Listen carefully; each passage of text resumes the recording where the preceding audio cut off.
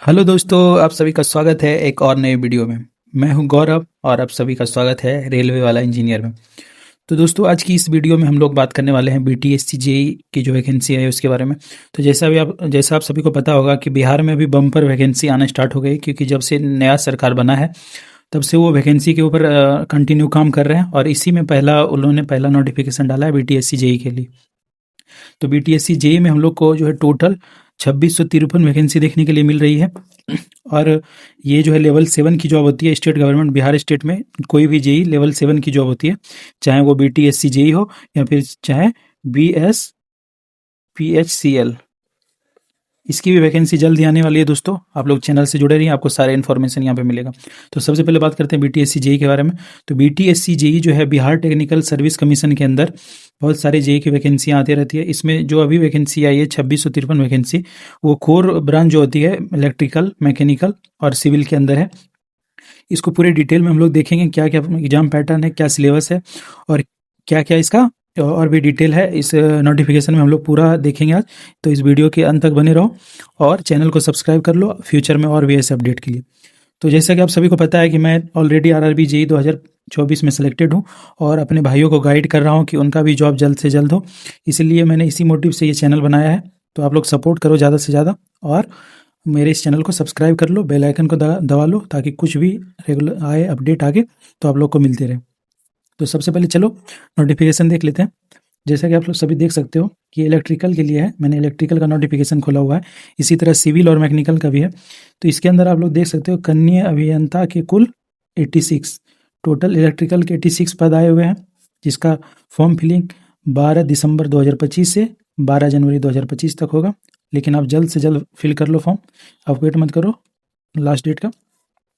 तो बहुत सारे स्टूडेंट को इसका एलिजिबिलिटी में प्रॉब्लम हो रहा था कि क्या कौन कौन से स्टूडेंट एलिजिबल होंगे, क्योंकि इस पे बीटेक और डिप्लोमा वाले ऑलरेडी पिछली बार हाई कोर्ट में केस कर चुके थे, जिसका फैसला आ भी गया था, आप लोगों को पता होगा, जिसमें डिप्लोमा वाले को ही हाई कोर्ट ने अलाउ किया था इस फॉर्म को भरने के लिए। तो इसीलिए इस बार जो आया है वैकेंसी, उसमें साफ साफ लिखा हुआ है कि डिप्लोमा एलिजिबल है।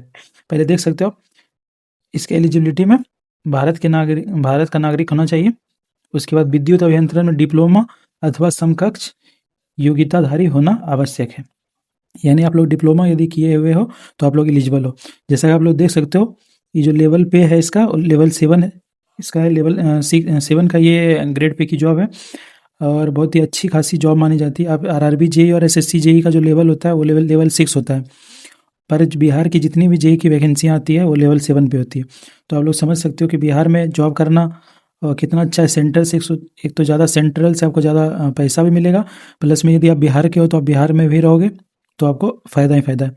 इसलिए जितने भी बिहार के लोग देख रहे हो वीडियो, तो इस वैकेंसी के ऊपर टूट पड़ो, अच्छे से तैयारी करो। और सिलेबस भी इस बार चेंज हुआ, मैं आगे डिस्कस करूँगा। तो आप लोग ये फॉर्म फिलअप कर सकते हो कन्या अभियंता विद्युत के लिए। उसके बाद जैसा कि आप सभी को पता होगा कि बिहार में महिलाओं के लिए 35% आरक्षण रहता है, तो इसमें भी है 35% आरक्षण। तो लड़कियां को तो और जॉब लेने में आसानी होगी। आप तैयारी करो और अच्छे से जॉब निकालो इस बार। उसके बाद हम लोग देख सकते हैं टोटल 2 विभाग में वैकेंसी आई है इलेक्ट्रिकल वालों के लिए। नगर विकास एवं आवास विभाग और भवन निर्माण विभाग, दोनों में वैकेंसी आई है। और टोटल वैकेंसियाँ मैंने आपको बताया 86 वैकेंसियाँ टोटल है। मानता हूँ कि बहुत कम वैकेंसी है, लेकिन आपको देख के पहले ही नहीं डर जाना है कि मेरा तो होगा ही नहीं। पहले आप लोग तैयारी करो, उसके बाद तो। और इसमें जो इम्पोर्टेंट चीज़ है मैं वो बता देना चाहता हूँ कि सबसे पहले तो आपके पास जो यदि आप आरक्षण से हो, आरक्षण कोटि से बिलोंग करते हो, तो आपके पास सबसे पहले जातीय होना चाहिए। यदि आप बीसी से हो तो एनसीएल होना चाहिए आपके पास। और यदि आप ईडब्ल्यूएस हो तो आपके पास ईडब्ल्यूएस सर्टिफिकेट होना चाहिए। और दूसरी बात, आपके पास रेसिडेंस सर्टिफिकेट होना चाहिए, क्योंकि उसमें जो ये वैकेंसी आई है, ये देख सकते हो आप, ओपन प्लस बिहार, यानी 60% वैकेंसी ओपन वालों के लिए होती है और 40% बिहार वालों को। यदि आपको बिहार वाली चीज़ का लाभ लेना है तो आपको रेसिडेंस सर्टिफिकेट लगाना होगा और आपको चूज करना होगा कि आप बिहार से हो, इसीलिए आपको रेसिडेंस सर्टिफिकेट देना अनिवार्य है। उसके बाद एज जो आपकी कैलकुलेट होगी वो 1/8/2025 तक कैलकुलेट होगी, जिसमें आपका मिनिमम एज 18 वर्ष होनी चाहिए। और यदि आप यूआर से हो तो 37 मैक्सिमम। यदि महिला हो आप यूआर से तो 40। और यदि आप पिछड़ा, अत्यंत पिछड़ा यानी बीसी ओबीसी से हो तो 40 वर्ष। अनुसूचित जाति अनुसूचित जनजाति से हो यानी SC/ST से हो तो 42 वर्ष आपको एज रिलैक्सेशन मिलेगा।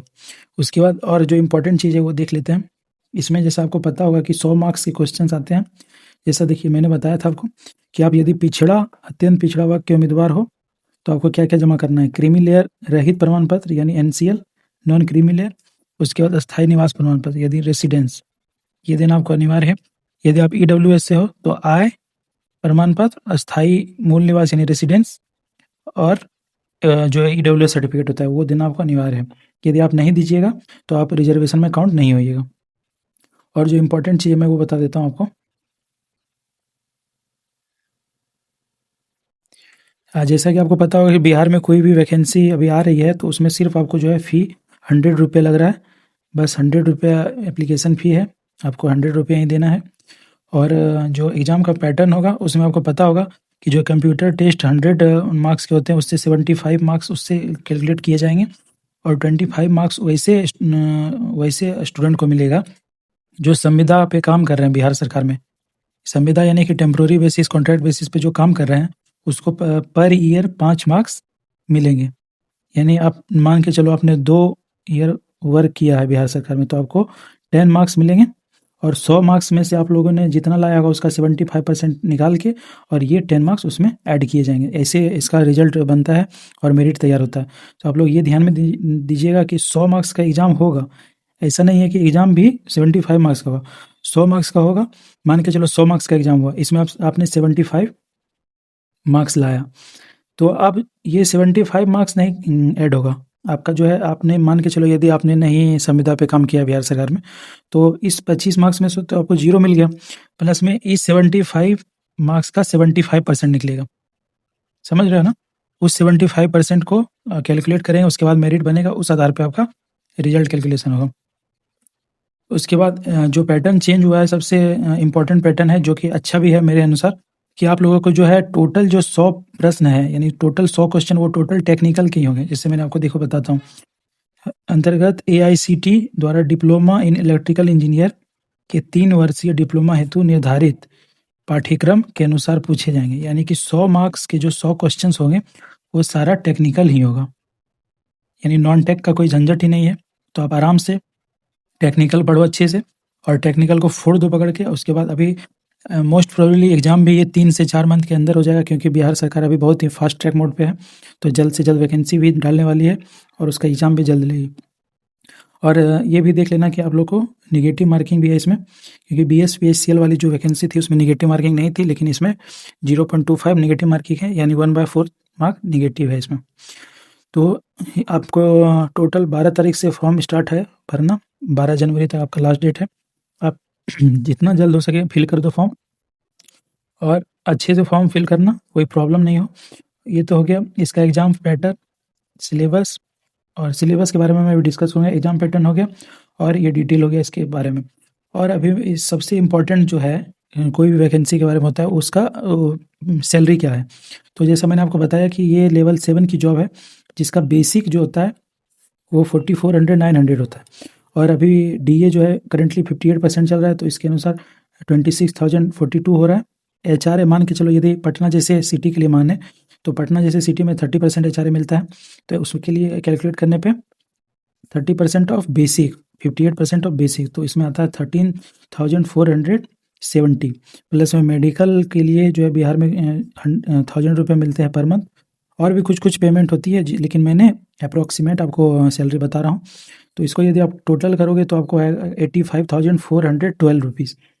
उसके बाद इसमें आपका NPS डिडक्शन जो होता है लगभग 7 से 8 हज़ार होता है, तो आपको जो इन हैंड सैलरी मिलती है लगभग 77,000 प्लस मिलती है, जो कि RRB JEE और SSC JEE से कहीं ज़्यादा है। और प्लस में आपको बिहार में रहना भी रहेगा, यदि आप बिहार के हो तो आपके लिए बहुत अच्छा है, आप तैयारी करो अच्छे से। और बात रही इसकी सिलेबस की, तो सिलेबस में आपको वही टेक्निकल जैसा कि उसमें लिखा हुआ है, आप लोगों ने गौर किया होगा, AICT की जो 3 ईयर की डिप्लोमा वाली, देखो AICT द्वारा डिप्लोमा इन इलेक्ट्रिकल इंजीनियर के 3 वर्षीय डिप्लोमा हेतु निर्धारित करिकुलम के अनुसार पूछे जाएंगे। यानी कि आप लोगों ने डिप्लोमा में जितने भी सब्जेक्ट पढ़े होंगे उसी से ही आएगा टोटल टेक्निकल। तो सिलेबस भी आपको पता है, एग्जाम पैटर्न भी पता है, 100 क्वेश्चंस रहेंगे, टोटल टेक्निकल रहेगा, नॉन टेक का कोई रोल ही नहीं है इसमें।